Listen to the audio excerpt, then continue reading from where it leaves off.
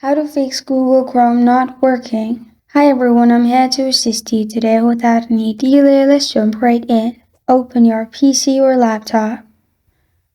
Right-click on Google Chrome shortcut key from the home page.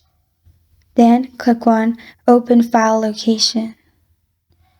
You'll find the file location open up. In here, double-click on it and then rename Chrome to Chrome 1. Then press on Enter.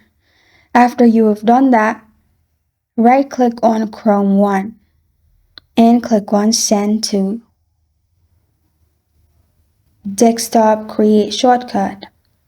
After that, new shortcut will be created. Now, simply right-click on the old shortcut and delete it. After it's deleted, open the Chrome from the new shortcut, and then your problem will be fixed. This is how to fix Google Chrome not working.